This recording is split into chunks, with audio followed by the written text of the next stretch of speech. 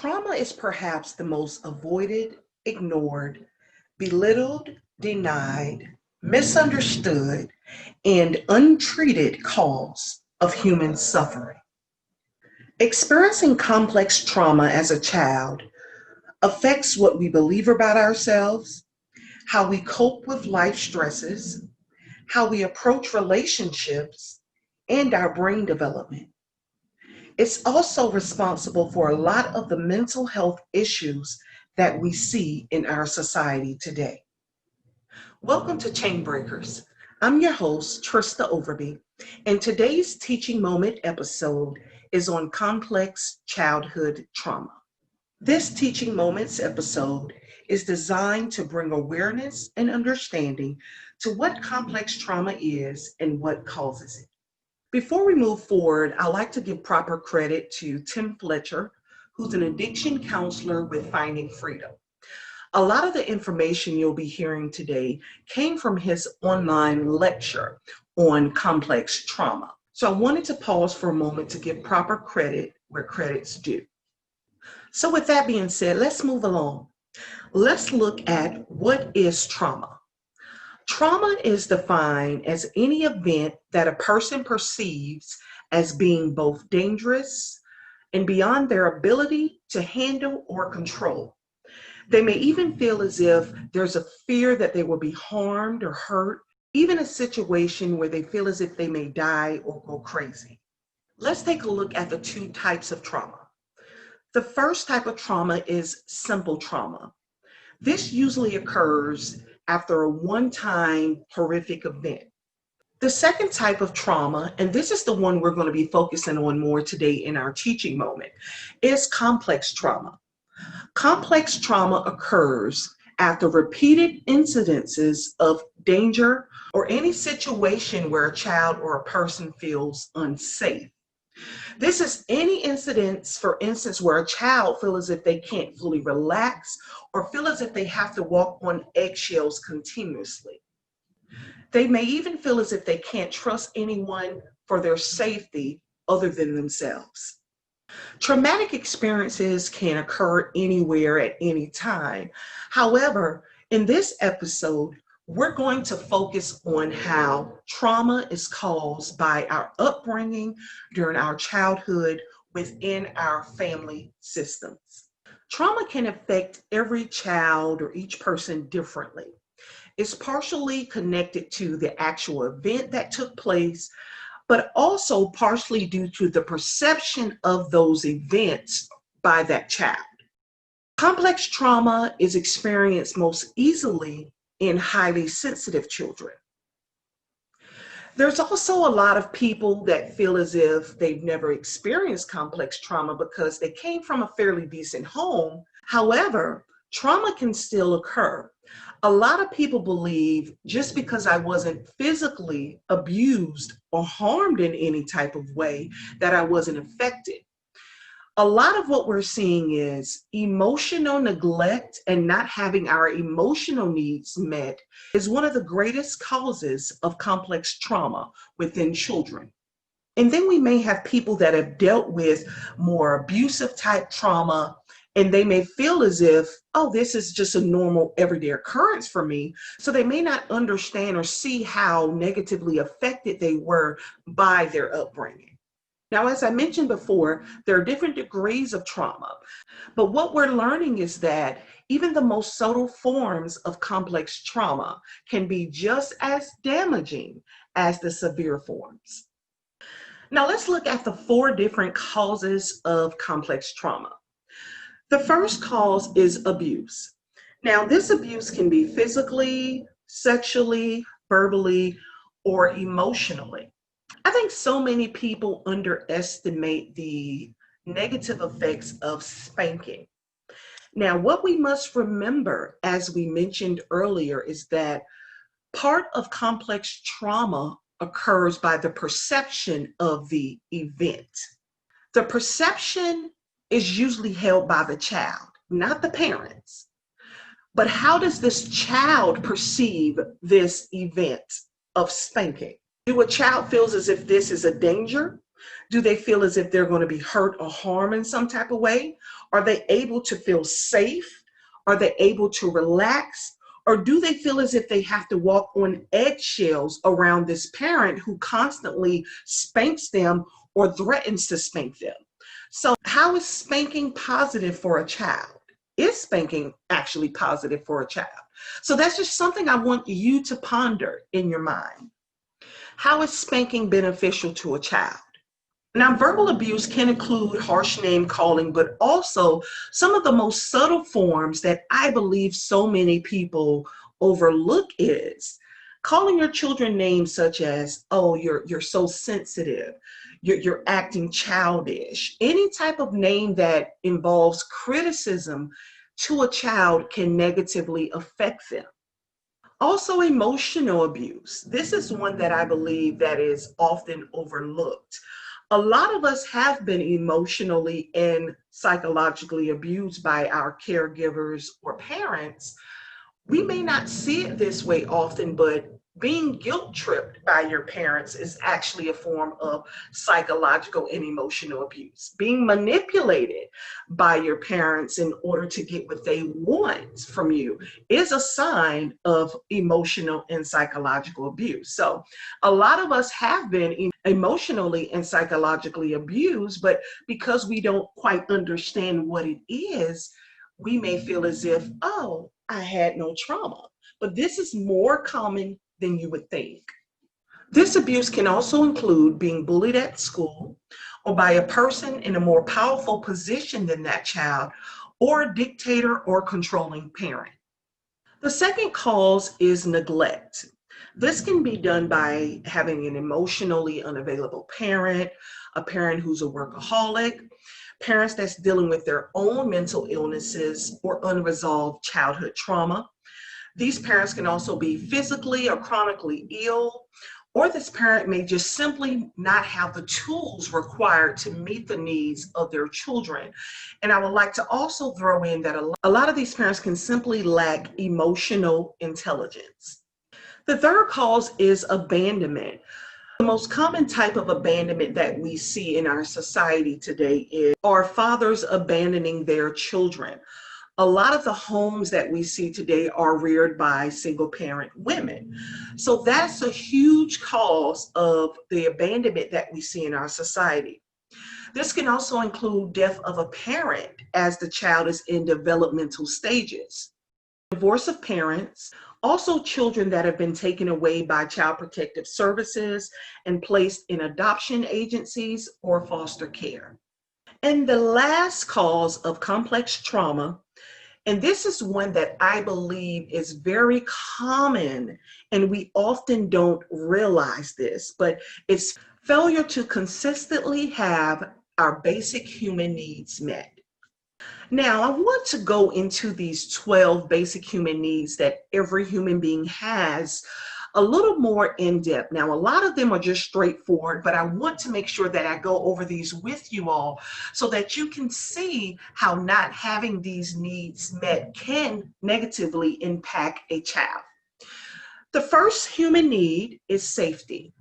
We all need food, shelter, and have our emotional needs met, and also to feel emotionally secure and safe within ourselves.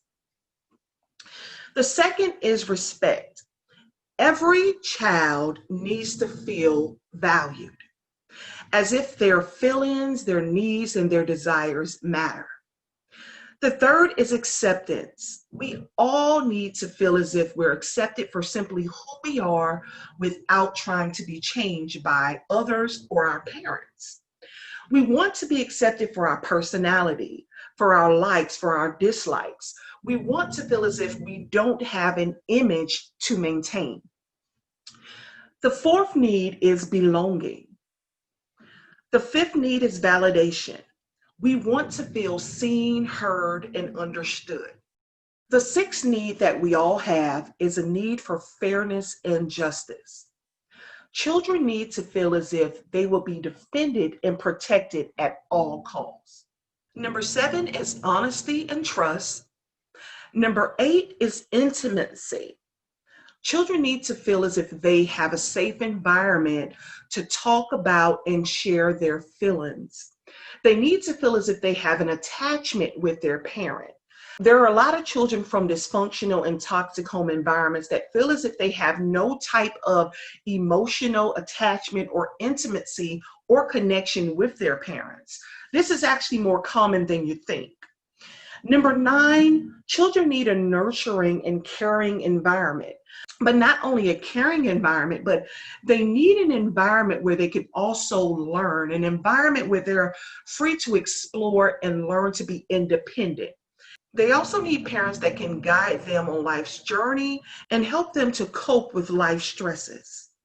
Now, number 10 is one that I still struggle with even at my age today, but a child needs consistent boundaries and structure.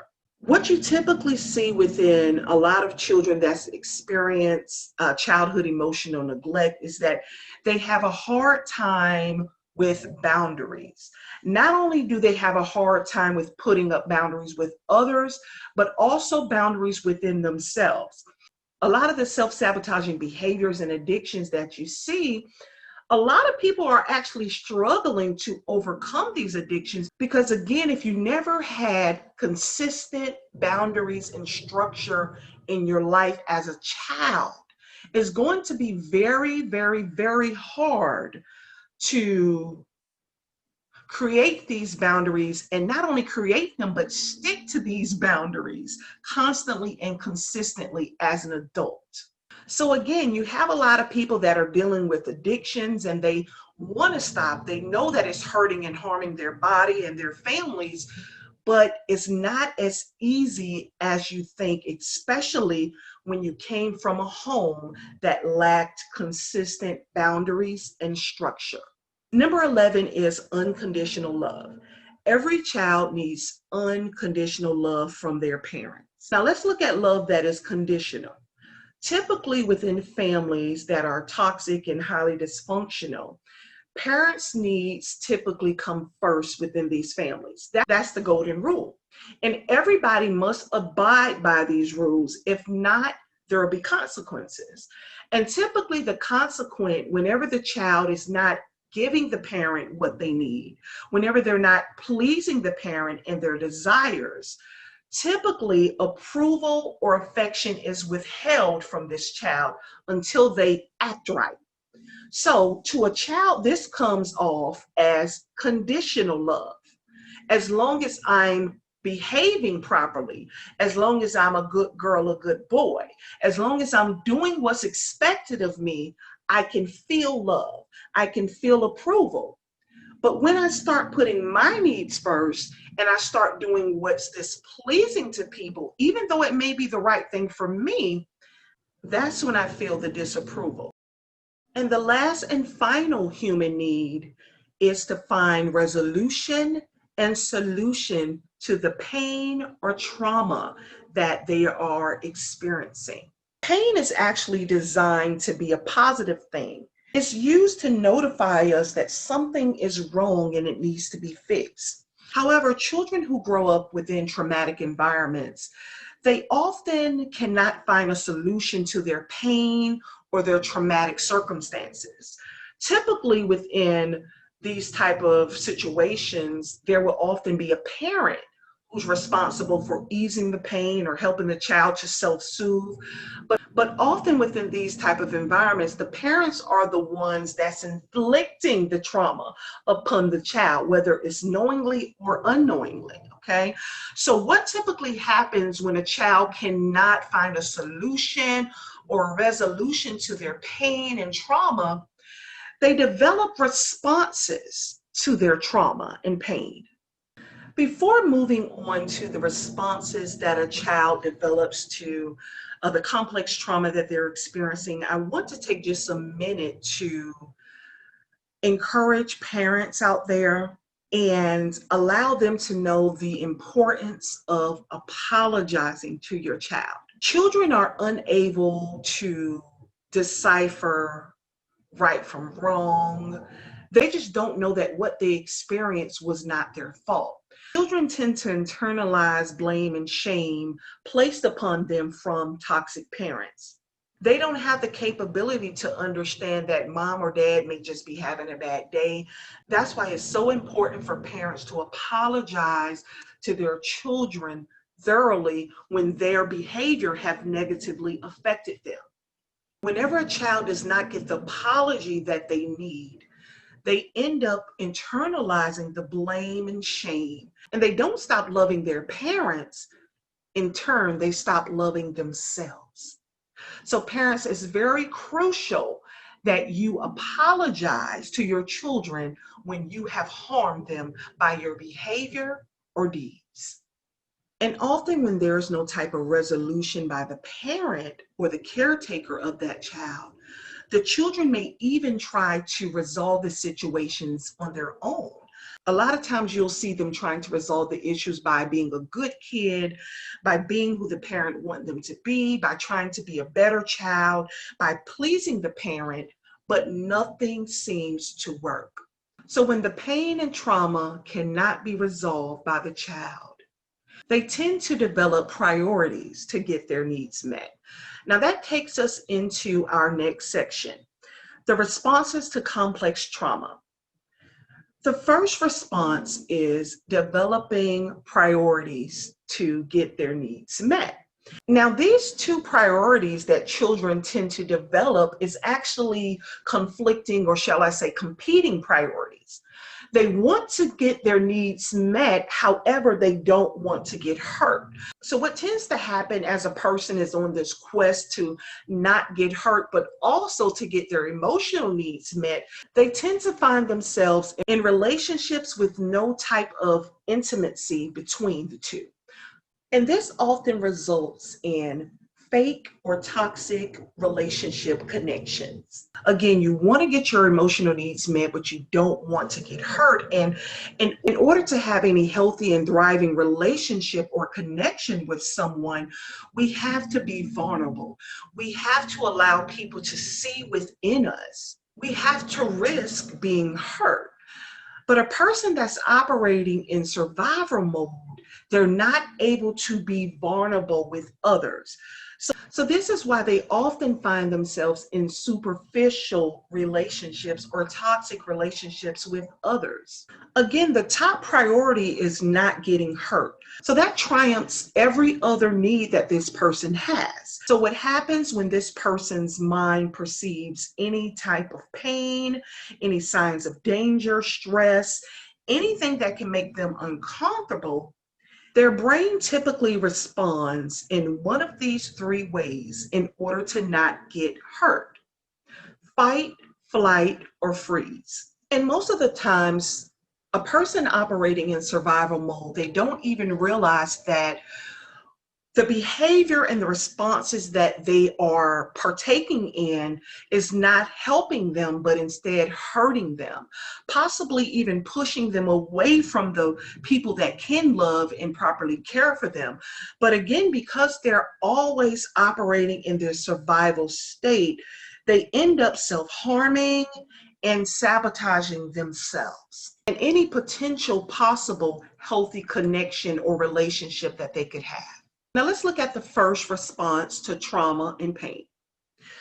The first response is fight. Now this is kind of straightforward.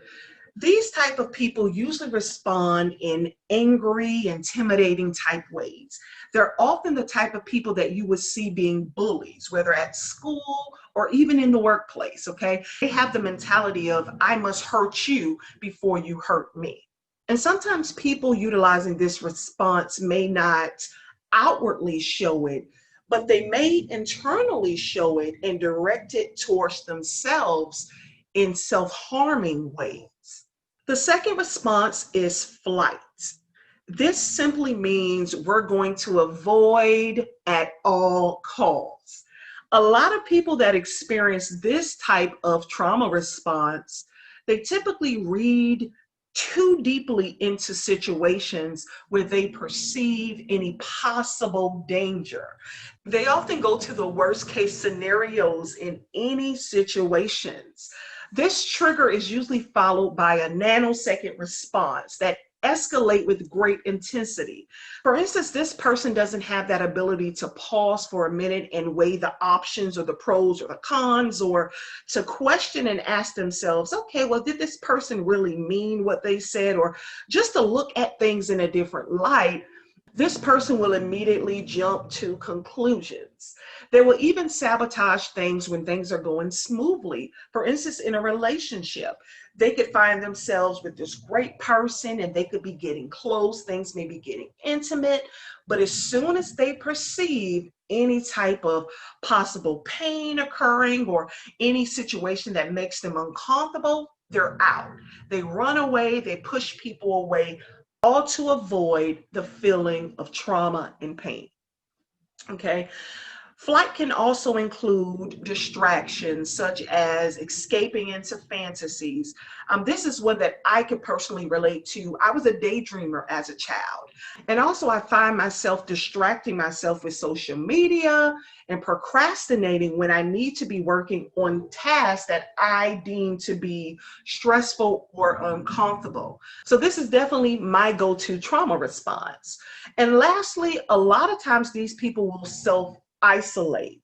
It doesn't always mean that, hey, I'm running away, I'm moving across the world or the country, but it can also mean when these people are feeling uncomfortable or stressed, that they lock themselves in their house, they don't want to deal with anyone or anything, they don't answer their phone, they don't answer their text messages, they just simply fall off the face of the earth and they don't want to be bothered. Now, look at how harmful that is, especially if you have people that want to be there for you and people that want to connect with you.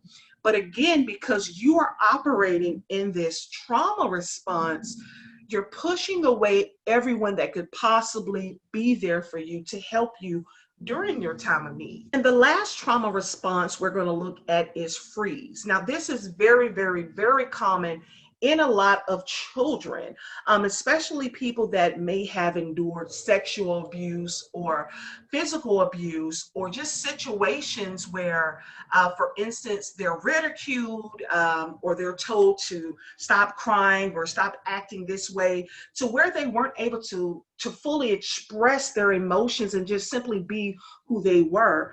A lot of people who freeze, they do stuff their emotions. They deal with a lot of repressed emotions and memory. A lot of them deal with a lot of disassociation as well, to where they disconnect from any emotion that makes them feel uncomfortable or vulnerable or sad or fearful.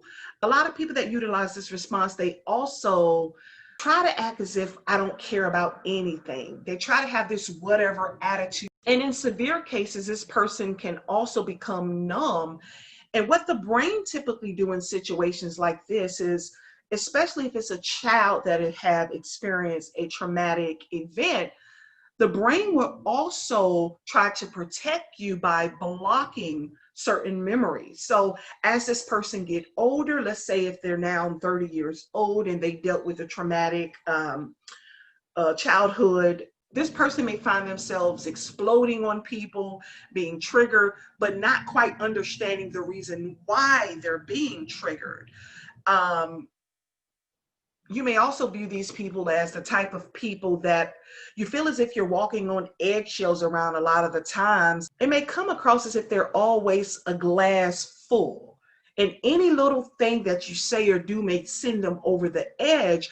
These type of people are typically the people that have been so numb to their emotions that they're probably not even consciously aware as to why they are the way they are or why they do the things that they do.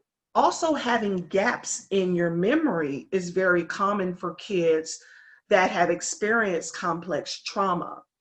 The brain actually stores memories in two parts of the brain, details and emotions. So one may not remember the details, but the emotions are always triggered. I like to think that the body keeps score. Regardless of what has happened to us, we may not fully remember everything, but the trauma and the pain is still there stored in the body. And oftentimes it comes out in unpleasant ways. It may cause us to lose relationships with people that may have truly been there for us. I think people that are more disconnected from their emotions and have utilized the response of freezing may be some of the most difficult people to treat, because in order for us to heal, we must first become in touch with our emotions and our feelings to be able to validate them and move forward. And this can be very hard for someone who has learned to disassociate from their emotions and feelings, or someone that's been constantly told that it's wrong to feel unpleasant or negative type emotions or feelings. So healing can be extremely harder for these type people. Okay, now we're down to our last and final area of discussion. We're going to look at what type of dynamic produces complex trauma. What type of environment produces this? And again, we're focusing on childhood trauma and our upbringing within these family systems. The common dynamic that produces complex trauma within children is toxic parenting. Parents that abuse their power for selfish gain. Now, I'm using toxic parenting as a general word, but of course, if you grew up without parents or there was some type of role change within your family, well, then your parent will reflect that caretaker or whoever it was that were responsible for caring for you, whether it was an aunt, whether it was a parent in a foster home, whatever that situation was, that is who we're referring to as your parent. Now, I want to throw this in here. A lot of parents are well aware of what they're doing, but there's also parents that are unintentionally harming you by not meeting your basic needs because they just simply don't know. So we do have parents out here that mean well, but they just simply don't have the tools or the understanding to be able to thoroughly give a child what they need. For instance, a lot of people from the baby boomer generation, the resources that we have today is more readily available to us now. Unlike 2 generations ago, they didn't have the tools needed to be able to properly care for their children emotionally. So I wanted to throw that in there, okay? But at the core of it all, whether it was intentionally or unintentionally, it still comes down to the parenting being toxic. And toxic parenting simply means parenting that is harmful and has harmful effects on the child. That's all toxic parenting means. So it all boils down to abuse of power and authority. Instead of using that position of power as a parent to meet the needs for the children who are under your authority, a lot of parents utilize this power to be selfish and to have everything go the way they want to. It's all about them. So again, you can have a parent that mean well, but this parent is simply controlling and they want their child to fill the unmet needs and desires that they had. Maybe they had a child at 16 years old and they weren't able to go to college. So they may mean well, but also they may not realize how negatively their parenting is affecting their child as they push this child to succeed, as they push this child to do what they want them to do, to go to this college that they have always dreamed of, or to choose the career path that they were unable to choose. So again, this is still an example of abusing your power and authority to meet your selfish needs. So as a result, the parents don't consistently meet those 12 basic human needs that every child has. The children's needs are seen as an inconvenience. And again, that parent want their will to be done. A lot of what you typically see within these family dynamics are parents with the attitude of, I'm the parent, you can't challenge me. I can do whatever I want and get away with it simply because I'm the parent. So what typically happens is if a child needs, for instance, to be heard, let's say if a parent says something and the child is trying to express themselves or assert themselves back to the parent. And the parent tells them to shut up, you're being disrespectful. Stop talking back, you're being disrespectful. Simply because the parent does not want to hear what that child has to say, and they don't want their authority to be challenged. So in that moment, they may see that child need for validation, to be heard, seen, and understood, and to be accepted. That parent may see that need as being a burden. So what that parent typically does is they start to resent that need of the child. So now the child is being labeled as being disrespectful. You're being no manners. You're being this, you're being that, which can come off as criticizing and verbally abusing that child. But it's also emotional abuse and psychological manipulation as well, because what that parent is now doing is distorting that child's reality, because they don't want to, for selfish reasons, meet the need of that child, which is one of the basic human needs, to be validated. So what that parent ends up doing is distorting the child reality, and they start calling the child selfish. So now you're saying that you're disrespectful, you're selfish for talking back to your mother. So they make the child feel bad or guilty, or make them feel at fault for having a need. So what the parent does in that situation, that they perceive the child as challenging their authority simply because they don't want to meet the child's need of being validated, heard, seen, and understood. So they label the child as disrespectful or bad or no manners. And what that does to the child is it makes the child feels as if it's their fault for having needs, the need to be validated, the need to be heard, seen, and understood. And the parent has just distorted that whole reality and manipulated that child to now make them feel as if you're bad for having needs. You're bad for having desires. And again, this is a basic human need that we all have. So again, a lot of us don't realize how these subtle toxic parenting effects can affect our overall lives and cause complex trauma within us.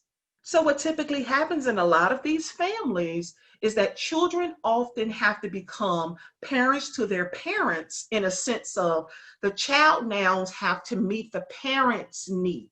So whatever that need may be, no matter how big or small, that child has now taken on the mindset and understanding that was placed upon them from that parent, that my needs doesn't matter, that the parent needs come first. And again, no matter how subtle or small it may seem, these toxic parenting beliefs and actions heavily influence and impact our children. So that's actually it for today, you guys. And I hope that you all were able to get something out of this that could help you understand how trauma, especially complex trauma, has affected so many lives in our nation.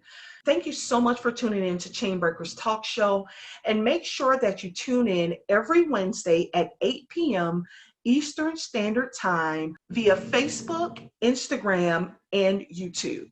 Be sure to like, follow, subscribe, share, and comment on this video. I love to hear from you.